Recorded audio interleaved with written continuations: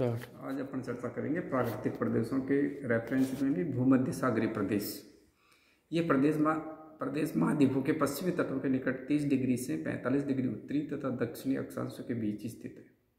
इसमें भूमध्य सागर तटवर्ती देशों में पुर्तगाल, स्पेन, दक्षिणी फ्रांस, इटली का प्रायद्वीप, यूगोस्लाविया, बल्कान देशों के तटीय भाग, एशिया माइनर, सीरिया व उत्तरी पश्चिमी अफ्रीका और कैलिफोर्निया की घाटी, मध्य चिली, दक्षिण पश्चिम के प्रांत, दक्षिण पश्चिम ऑस्ट्रेलिया तथा न्यूजीलैंड के उत्तरी द्वीप का कुछ अंश आदि सम्मिलित है।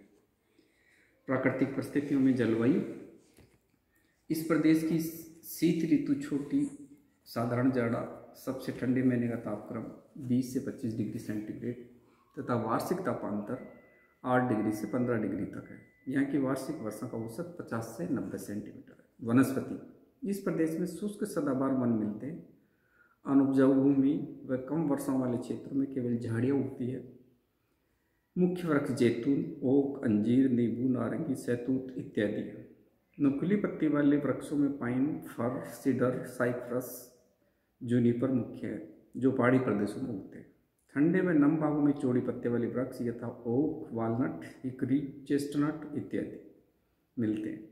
दक्षिण पश्चिमी ऑस्ट्रेलिया में यूकेलिप्टस, करी व जरा वृक्ष उत्पन्न होते हैं। भूमध्य सागर के तटीय प्रदेशों में माकियस, कैलिफोर्निया के में चैफरेल तथा ऑस्ट्रेलिया में माली नामक झाड़ियाँ होती हैं। मिट्टियाँ, इस क्षेत्र में मिट्टी की विषमताएं मिलती है। अधिक वर्षा वाले क्षेत्रों में मिट्टी अपशिष्ट तथा लाल रंग की, कम वर्षा वाले क्षेत्रों में साधारण उपजाऊ तथा सर्वोत्तम कृषि भूमियाँ आप मिट्टी के क्षेत्र में मिलती है। आर्थिक एवं मानवीय दशाएं, यह प्रदेश पृथ्वी का 1% धरातल को रखते हुए विश्व की 4% जनसंख्या को समायोजित किए हुए है। इस प्रदेश में मनुष्य मुख्य क्रियाएं कृषि है। विश्व में संघन कृषि जनसंख्या एशिया के चावल क्षेत्र के बाहर केवल भूमध्य सागरीय बेसिन में ही मिलती है। उदाहरण के लिए इटली 350 व्यक्ति प्रति वर्ग किलोमीटर का औसत घनत्व रखता है। इस क्षेत्र में कृषि फसलों में नींबू, नारंगी, संतरा, अंगूर के अलावा आड़ू, अनार, सेब, नाशपाती, खुबानी, चेरी, पेरी, बादाम, अखरोट, सहतूत, जैतून, अंजीर इत्यादि उत्पन्न किए जाते हैं।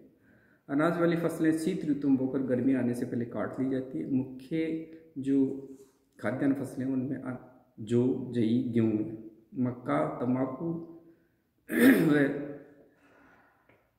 अन्य फसलें गर्मी में उत्पन्न की जाती है। अनेक प्रकार की तरकारियाँ उगाई जाती है। जीव संपदा, कृषि के अलावा इस प्रदेश में पशुचारण व्यवसाय से दूध, मांस, खालें प्राप्त की जाती है। पशुपालन 2 प्रकार का, प्रथम प्राकृतिक घास पर निर्भर तथा दूसरा खेती करके भी पशुचारण किया जाता है, जिनमें अल्फाफा, क्लोवर तथा अन्य फसलें खिलाई जाती है।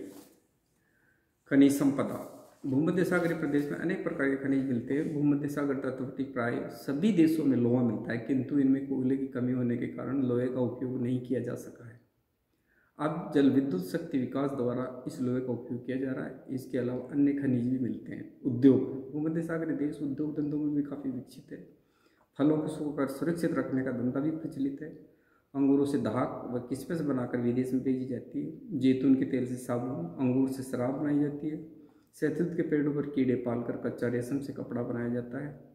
अफ्रीका व स्पेन में अल्फाफा घास से टोकरियाँ, रस्सियाँ व कागज बनाए जाते हैं। इसके अलावा चमड़े का काम, चीनी का धंधा, आटा पीसने के धंधे भी इन प्रदेशों में होते हैं।